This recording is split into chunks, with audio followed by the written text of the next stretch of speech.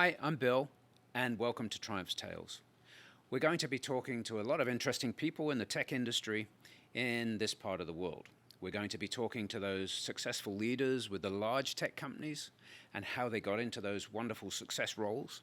We're going to be talking to those brave entrepreneurs that are starting those early stage tech companies and the challenges that they face. And we're going to be talking to those funds that back them for growth. Now, if you're looking into the industry and you're aspiring to join the tech industry, this could well be for you. And if you're already in the industry and you want to understand what it's like to lead these big companies or to be brave enough to start your own company, or even what it's like to be an LP, to put money into those funds that back all these organizations, this could well be for you. Today, I'm delighted to welcome Vicki Batka, the Senior Vice President and General Manager of Trellix in APJ. What does APJ stand for? Asia Pacific and Japan. Excellent. So thank you for coming in. Sure. It's always great to talk to leaders of tech companies in this part of the world, but it's even better, believe it or not, to talk to ladies who are running tech companies, particularly cybersecurity companies. So before we get into that, what is Trellix and what do they do? Yeah, so thanks for asking. Lovely to be here, Bill. So Trellix is a cybersecurity company that was born out of FireEye and McAfee, so two brands that have been in the market 20 plus years, and they were brought together by the Symphony Group, born about almost 2 years ago now, and formed to really take and create a security platform around XDR, extended detection and response. So yeah, a new company, a great opportunity to build a culture, something that I was excited about.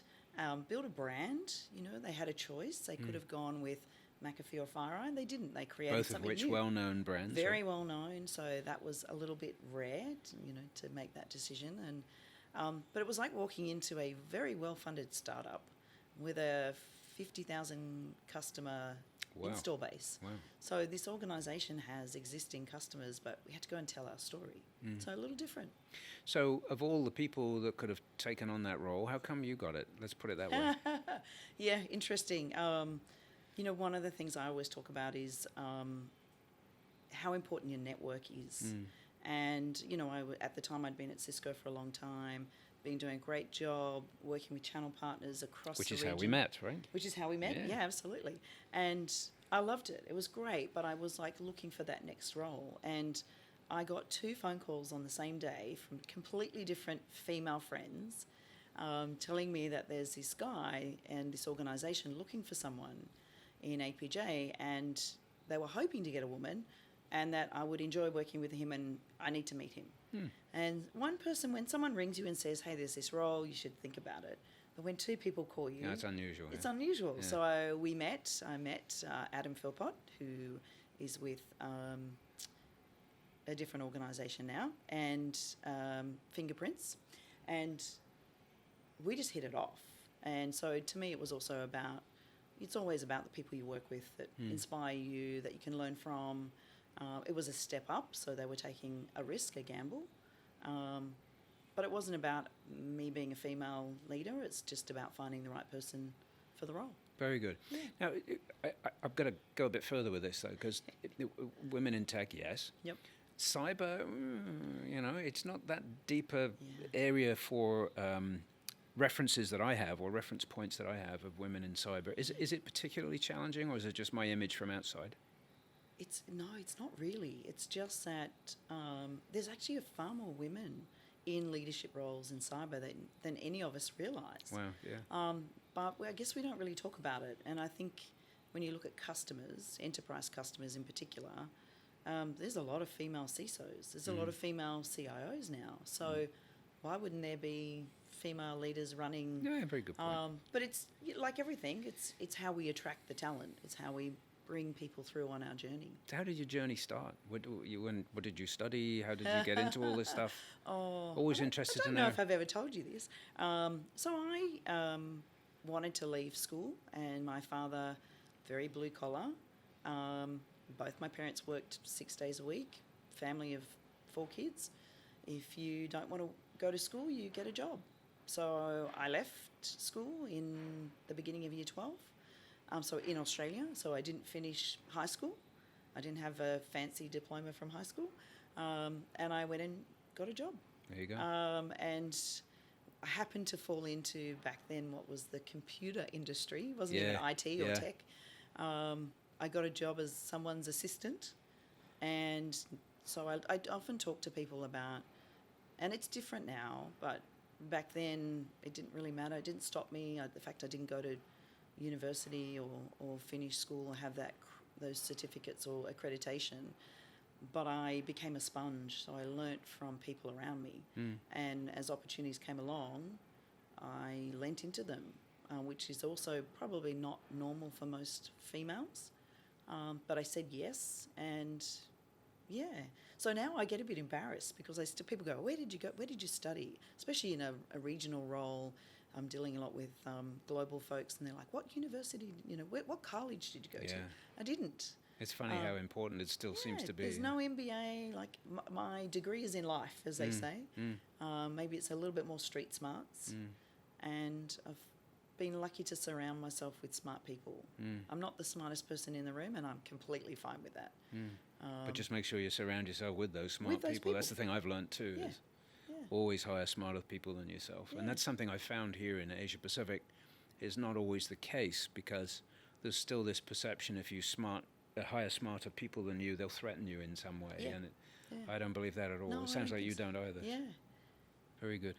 So, and then you got into the computer industry, which, I was telling somebody, a younger guy recently, that I work in the computer, and they was, what's that? Yeah. He was trying to picture it, and it was like the whole thing was known as the computer industry. It was, what was your first break into tech or IT or the industry, as it were? Yeah, so I worked for a value-added distributor at the time, and they sold graphics cards, monitors, software, and so there was a guy doing telesales. We didn't call it inside sales back then. It was telesales, pick up the phone and call people. And I used to work with him, and he taught me how to have at least an introductory phone call with a customer. Learn how to sell, right? Yeah, I started to learn how to sell. And I worked for a Japanese company in Australia, Mitsui. They're not around anymore, Mitsui Computer. And they were also a distributor that sold anything and everything that wrapped around an Apple computer, which was hot at the time. Some would say it still is. Yeah, well, correct. And then I went to work for Toshiba. Toshiba were the laptop of the time. There was Compaq, there was HP, but if you had a Toshiba laptop, you were cool, right? Whereas now everyone wants a MacBook Air or MacBook Pro or something like that. So I kind of fell into it, and I fell into more the people side. I'm a people person, love people, so I moved more in from the sales into the channel sales. So it's all relationship based, and since I still know people from my first jobs, I still connect with them. They've coached me, I've coached them along the way. We've done a bit of reverse mentoring. But that's important. So I remember when you were at Cisco, and their philosophy has always been channel first. Right. Trellix the same? Trellix is the same, yeah. But the products with security, with cyber, it's a little different. The customer base is enterprise, it's banking, finance, defence agencies, so government, a lot of government conversations where sometimes in security, people in a large forum don't want to talk about their environment. They don't want to talk about the fact that there's vulnerabilities. It's not if we get hacked, it's when. And they want to job retention. They don't want people to understand that their SecOps team are working on the weekend because somebody let something that they shouldn't into the organisation. So what I find is, as a large audience, people are not comfortable talking about things, but we run a lot of smaller CISO roundtables where people open up with like-minded people and talk about what's going on. It's really interesting. I remember in my last organisation, a rather entertaining conversation, which I won't go into, but this global CISO ended up reporting into me for various reasons, which I'll go back to at some other point. But I remember every time the phone rang, I would hide under my desk and grab my rabbit's foot because it was never good news. It was never, And this constant threat, these advanced persistent threats and so on, it's not getting any better. So this security business seems to be here forever. Is it going to continue to scale and grow? Yeah, it's so unfortunately with AI, the bad guys are just one step ahead. And I think with the introduction of AI across cyber, there's a lot of, it can be used for good and it can is be it used threat for bad. or opportunity for you guys? And I don't think we know yet which way it will, how that will play out. Right now, there's some smart people doing some bad things with the scripts because as we're using AI more and more in marketing industry, for example, what we're setting up and the way we're approaching customers is still sucking people in a little bit. And so we all need to kind of educate ourselves. I always, like my family often say, okay, you're still in this tech thing. It's been a long time. What's cybersecurity? And I'm like, you need to know. Like we all need to care. It's not just an industry thing. You've got an iPad, you've got a mobile phone, you've got, we've all got multiple devices now. The fact is we use our apps on our phones to do our internet banking or to... Pretty much everything, right? Pretty Pay much bills, everything. Buy things. Yeah. And every time you do that, our shopping... You're at risk. We're at risk if you don't really think about it. And so it's creating some muscle around changing your passwords every month or it's painful. But having one password for everything is... Oh, you're in real trouble. Hope is not a strategy. Yeah, no kidding. And yet it happens. So I think what I love, what I've seen is some really smart organisations around the region that have introduced ways to share cyber as it's everybody's problem. We're all in this together, sharing a lot of data and information every day, dashboards. One organisation in Japan has, as you fire up your PC every day, the first thing it comes up with is a company dashboard on what's our threats look like around the world. Very good. So then that awareness and visibility. It's part of the culture now. Yeah, and I think that's really smart because they're educating people because you could say, that's not really my job. I'm in marketing, I don't care. Yeah. Or I'm in ops, why would I bother? I don't need to know, but you do. And those are the perfect things that these hackers look for, right? Yeah, is correct. Just that moment. The weakest point, it's always the weakest point. You mentioned AI, Yep. and since the beginning of this year, we've seen the stock markets in the US doing great. Nvidia's leading the charge. Yeah. And the question I've been asking all our guests is, do you see AI as an internet moment or just another tool in the toolbox? Oh, yeah, that's an interesting question.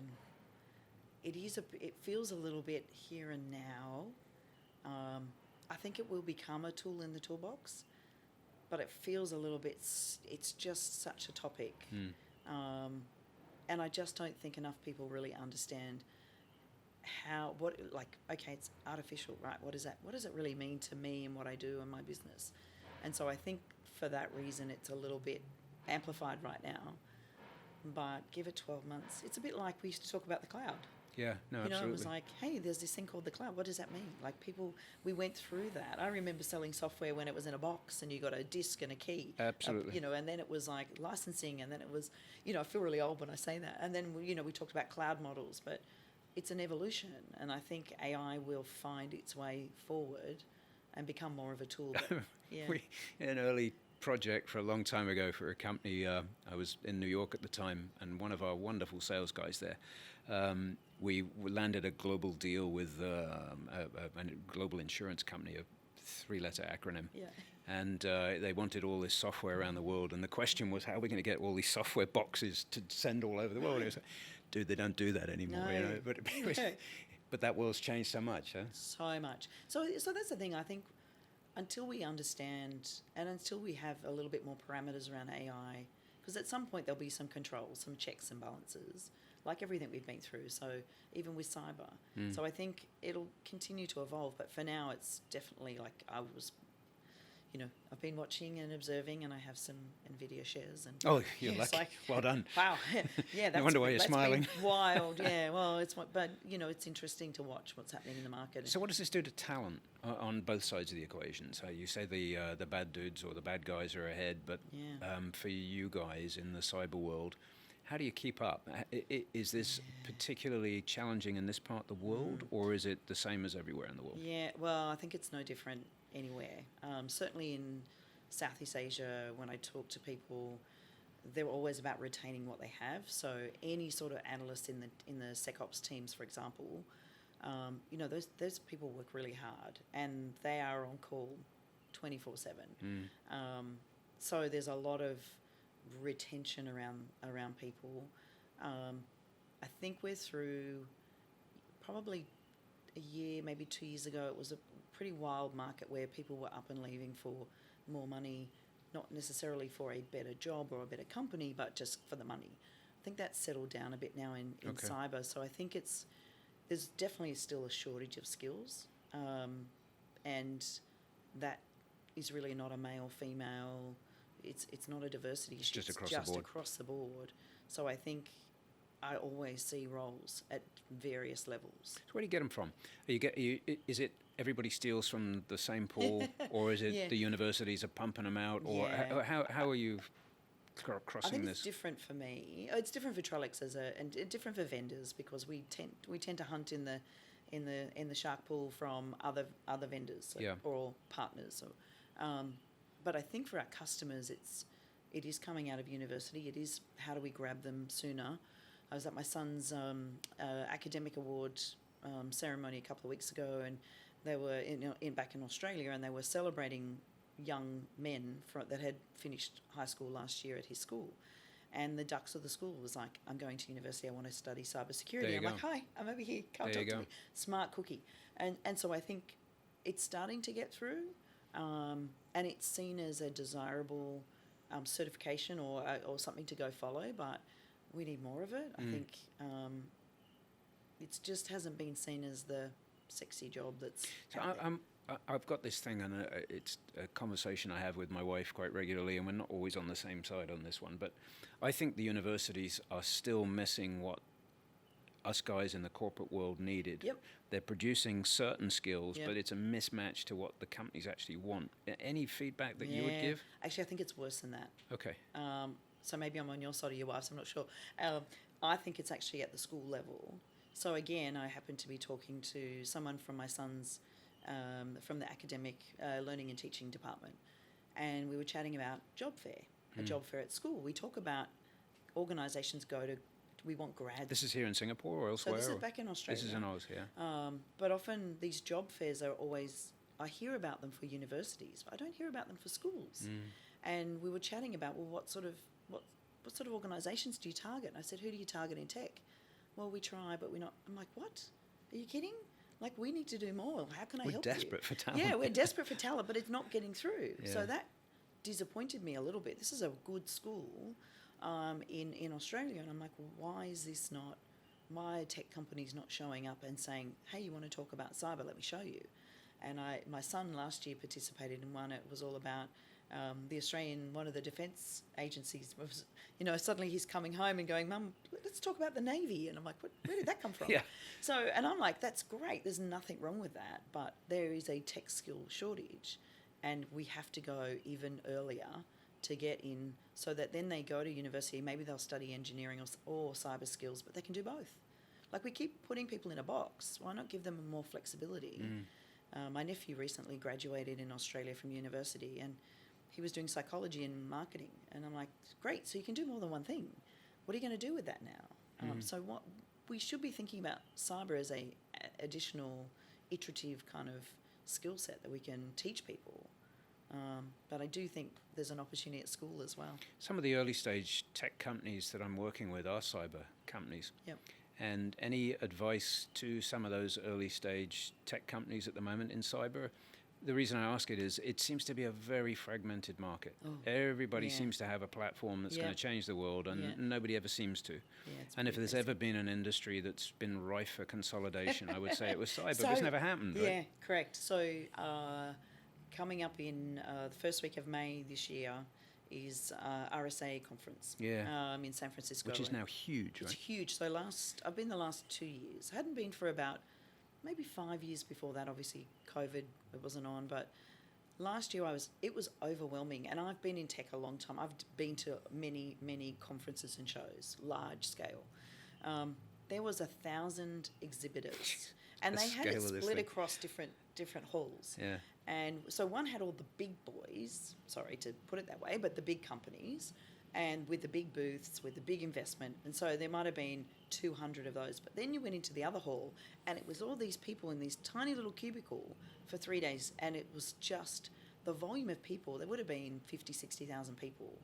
And so they're going, me, pick me, pick me. Like, to your point, how do you differentiate in that Yeah, market? yeah, yeah. How You're do a tree in a forest. How do you stand out, right? Yeah, and I think probably, and this is a little bit more, I'm a little bit more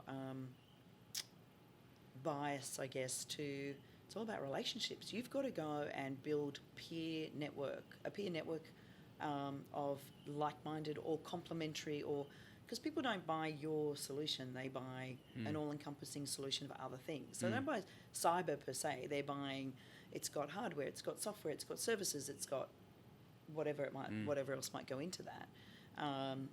Education and learning and other things. So training and development. So I think you have to find a way to be out networking with what are the products, first of all, who's buying my product or solution? Yeah. What else do they buy? What else is complementary? And then how do I go and find those like-minded people? Now, these small cyber companies are obviously trying to fight for mind share and so on, and some of them are coming in now with managed services. They're providing a service to the client so that I guess on the basis of such a shortage of talent, every client can't hire people, every vendor can't. Do you see that as a future? Is that something that's going to continue, or do you think it's going to go back again to every person for themselves kind of thing? Yeah, no, I think that's here to stay. And it feels cyclical because we used to talk about outsourcing 20 years ago, maybe more. It's kind of an evolution of outsourcing. I think managed service, I think it makes small companies sticky with the customer. It makes the customer feel protected. The customer doesn't care. Unfortunately for vendors, they don't care what's behind the scenes. It's like, but that service, that level of service, make sure, I don't care what happens, I don't care who you use, just make sure it works. And so I definitely think that's not going anywhere. And I think the more small organisations can find solutions and add on, create a library of offers, if you like, the more that they can do that and it keeps them sticky with the customer, keeps them engaged with their customer. Ever had the urge to start your own business in cyber or any other business? Yeah, I mean. No. I know my strengths. I don't know. Not really. No. It's amazing. Some of the entrepreneurs we get to speak with, very interesting stories as to what was the trigger point to start and so on. And most of them seem to have this thing in the back of their mind. They need to build something or they need to do something. It's like an itch they just can't quite scratch. Yeah. You know? But not in your case. I think for me, I don't know. When you talk about that, it feels like because it's from scratch. Whereas I like the people aspect of, even though the last few years we've worked remotely, I still like the people I work with. I like the engagement. I like the in-person. And I think I'm more of need a little bit more infrastructure around me kind of gal. So you've been in Singapore for a while now? 16 plus years. Okay. Yeah. Why Singapore, and what's the feedback of life here? Yeah, it's pretty good. I mean, I left Australia to take a role in Hong Kong, and at the time Hong Kong was the tech hub, and then things changed, and I moved to Singapore for with a job at the time. Yeah. But I moved. It was right around the time of the financial crisis. Oh. I had a role. I was pregnant, and I didn't want to go back to Australia. Didn't feel my Asian journey was done after a couple of years in Hong Kong. So came here and started my family here, and this is today the tech hub of the region. It's geographically, it makes sense. It's in the middle of the region. The flights they're long for our colleagues and our listeners are listening in from other parts of the world. It's, Asia is not small. We think sometimes it's super small, but it's an 8-hour flight around the region. So wherever you go, you're still going to have a red eye somewhere, which is time away from your family. But Singapore's definitely been the entrepreneurial spirit, the willingness to take a calculated risk, but a risk, I think, around technology. I love the fact that there's the ability here for women to get out there. I could leave on a trip knowing that my son was looked after, he'd be well fed.